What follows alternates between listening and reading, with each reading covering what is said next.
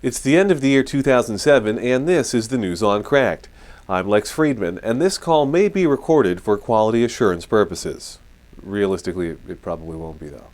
And now, my friends, it's time for the Cracked.com Year in Douchebaggery. It's the week in Douchebaggery. Yeah, we didn't update the jingle from the week thing. Douchebag number 10, Sylvia Browne. The so-called television psychic made a prediction back in 2003 on the Montel Williams show that Sean Hornbeck had been murdered by his dreadlocked Hispanic kidnapper. Early this year, of course, Sean was found, most distinctly unmurdered, and his kidnapper seemed very un-Hispanic and undreadlocked too. Sylvia's never apologized to the Hornbeck family, of course, and I bet she didn't predict this on Montel. Hey, Sylvia Browne, you're a douchebag. Douchebag number 9, Chuck Norris. Just this month, he filed suit over a book loaded with pretend Chuck Norris facts. What a dick. Let's be honest here, if it wasn't for the popularity of these facts, Norris would still be shilling for Bowflex and passionately campaigning for a full-length Walker Texas Ranger movie. Chuck Norris facts brought Chucky back into the public spotlight, and now this a-hole is suing?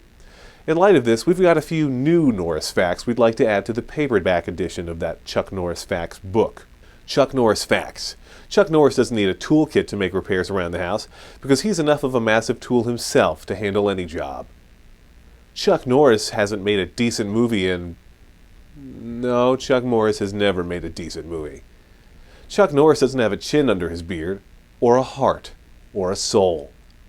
When Chuck Norris does push-ups, he doesn't push the earth down, he just sues the people that made him relevant again, because he's a douchebag. Douchebag number 8, Andrew Meyers. He's the misguided protester who gave the first performance of the instant classic line, "Don't tase me, bro." University of Florida police officers informed Meyers that he would be tased if he didn't settle down. Then they did in fact tase him when he wouldn't settle down. So his immortal utterance now adorns t-shirts because it's funny, quirky, and in the public domain. But what does it really mean? It's an admission by a jackass who got himself into deep shit that he was willing to do anything possible to avoid the consequences. That's not political commentary. That's just cowardice. Don't tase me, bro really means I'm a douchebag. Douchebag number 7, Microsoft. Back in February, they launched the brand spanking new Windows Vista operating system, which boasted huge memory and processor requirements to take advantage of all its flashy new features that nobody wants. Everyone and their mother has at this point downgraded back to XP, and frankly, your mother uses a Mac for Christ's sake. We were going to dog Bill Gates about this one, but he's getting some commendable charity work done. So instead, we're going to give him a quick puff piece, courtesy of our internet correspondent, Justine. Justine, tell us all about Bill Gates. Thanks, Lex. Bill was born in 1903 to a train conductor and a philatelist. Look it up.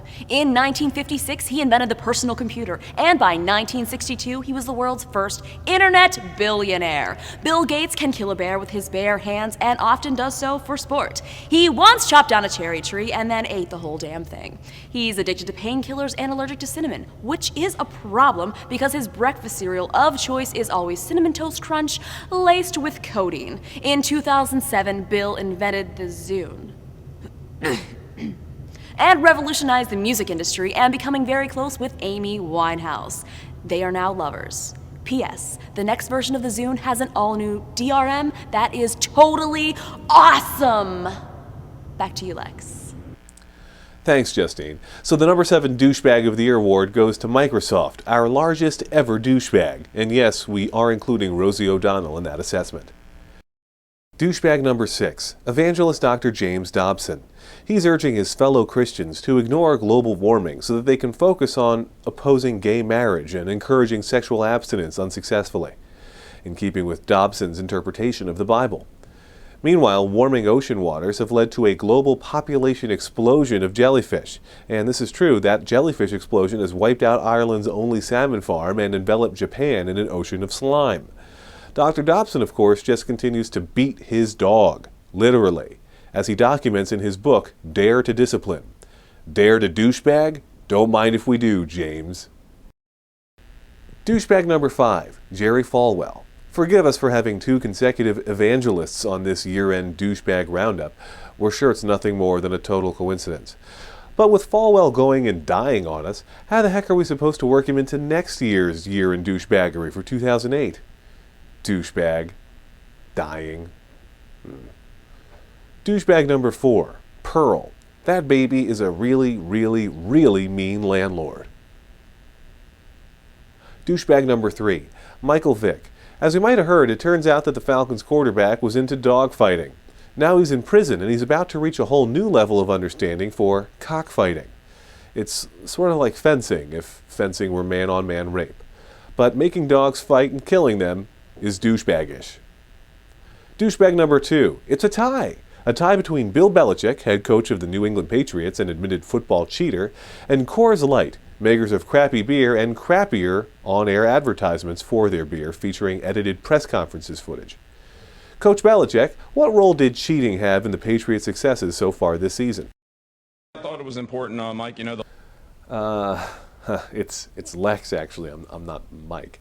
But anyway, how obnoxious do you think those Coors Light ads really are? You want to talk about the game? No, I don't want to talk about the game. You know why, Billy? Because I don't talk to douchebags, and you and Coors Light are douchebags-ish. And finally, douchebag number 1, Britney Spears. If you really need us to explain how the surprisingly non-pregnant half of the Spears-daughter duo earned the Douchebag Award for this year, through her multiple trips to rehab, her head shaving, her paparazzi hitting with cars, her paparazzi hitting with her naughty bits, her flashing of those naughty bits, her disastrous VMA performances, her ongoing ridiculous behavior, the umbrella incident, her new songs. Well, if you can't figure it out, then award yourself an honorable mention on the Crack.com Year in Douchebaggery list. Frankly, we'd retire Britney from the News on Crack since she makes it so easy for us to do what we do here, but then we'd have to stop being lazy, and that's not going to happen. That, my friends, is the year in douchebaggery. It's the week in douchebaggery. Be sure to check back on Monday for the last episode of the News on Crack for 2007, or we'll make your Xbox 360 blink red.